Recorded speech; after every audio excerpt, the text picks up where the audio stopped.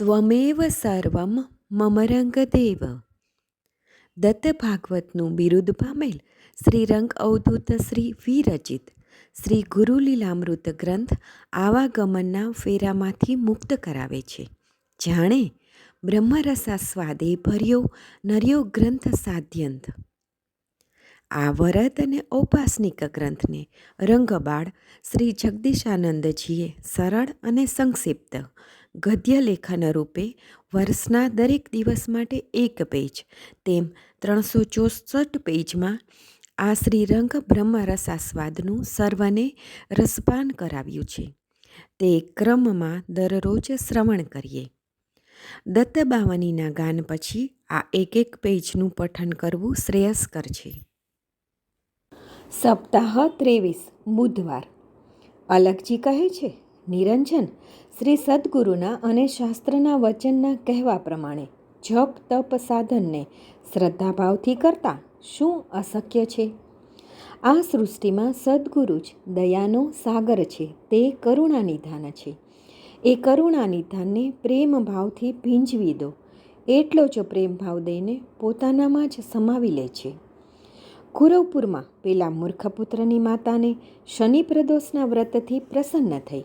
તેને ત્યાં ઉત્તમ પુત્ર પ્રાપ્તિના વરદાનથી પોતે જ તેને ત્યાં પ્રગટ થવાનું અભય વચન આપી અને તેના પુત્રના મસ્તકે વરદ હસ્ત સ્થાપી તેને સકળ શાસ્ત્રનો જ્ઞાન સંપન્ન વિદ્વાન બનાવ્યો. આવી અગાધ લીલા અદ્રશ્ય રૂપે પણ કરતા રહ્યા છે.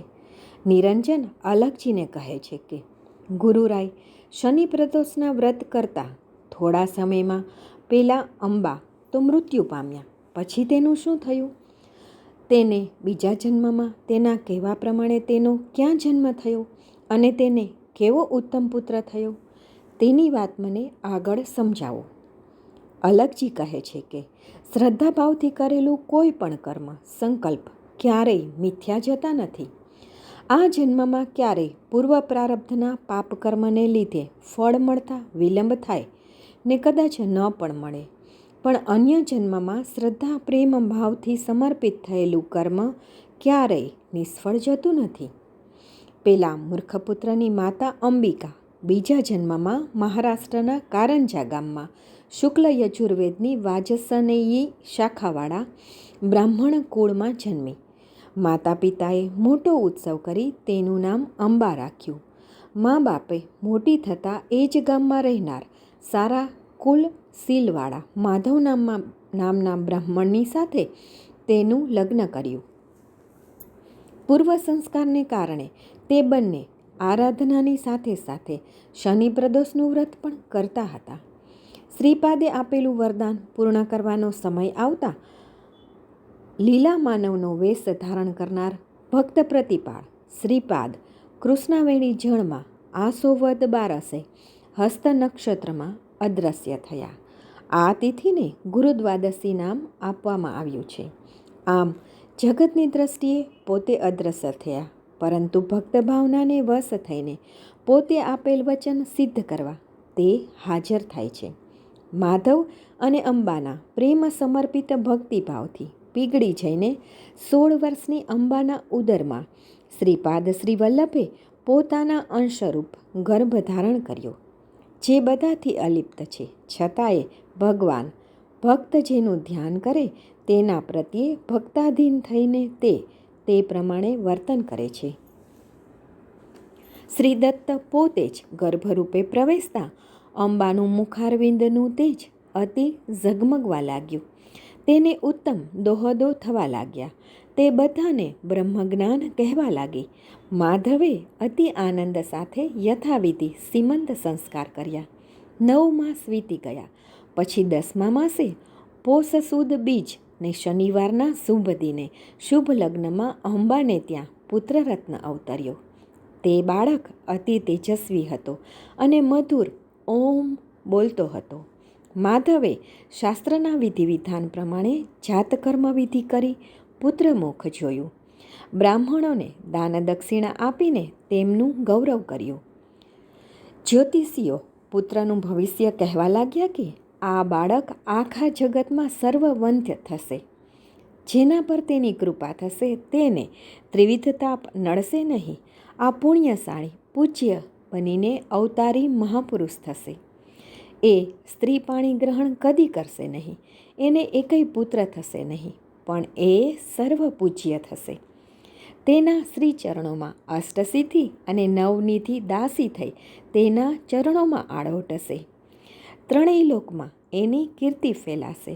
સદગુણોના ઐશ્વર્યથી પૂર્ણ એવો પરમ કૃપાળુ પરમાત્મા પોતે જ આ છે. માધવે જ્યોતિષીઓને દાન દક્ષિણા આપી 12મે દિવસે આ બાળકનું નામકરણ કરતાં તેનું નામ નરહરિ પાડ્યું. માનું સ્તનપાન કરતાં પણ અગમ્ય લીલા કરી. દિને દિને બાળક વૃદ્ધિ પામવા લાગ્યો ને હંમેશા ઓમકારનું જ રટણ કરતો હતો. બીજી કોઈ વાણી ઉચ્ચારતો જ ન હતો. માતા પિતાએ ઘણા પ્રયત્નો અને વ્રતો કર્યા, છતાંય બાળક એક પણ વેણ ન બોલતો. માતાને થયું કે બાળક મૂંગો છે, તેથી તે ચિંતાથી રુદન કરવા લાગી. એમ કરતાં બાળક 8 વર્ષનો થયો. બાળક કાંઈ બોલતો નથી. ત્યારે બાળકે મૂંગો ઈશારો કરી મોચી બંધન જનોઈ દેવાનો સંકેત કર્યો કે તમે જનોઈ દેશો પછી જ બોલીશ. બાળક ઘરમાં જે લોઢાને સ્પર્શ કરતો તે બધું સોનું થઈ જતું. એટલે મોચી બંધન ધામધૂમથી કરવાનો સંકેત કર્યો. ઘણાએ મોચી બંધન જનોઈનો વિરોધ પણ કર્યો, કારણ કે બાળક તો મૂંગો છે તો મંત્ર કેવી રીતે ગ્રહણ કરશે. તે સમયે પણ ઘણા લોકો વ્યંગમસ્કરી કરતા હતા. માતા પિતાએ બાળકના 8મા વર્ષે ઉપનયન સંસ્કારનો મહોત્સવ શરૂ કર્યો. શાસ્ત્રના વિધિ વિધાન પ્રમાણે માતાએ ભિક્ષા આપતા જ બાળક એક પછી એક 4 વેદોના મંત્રો બોલવા લાગ્યો.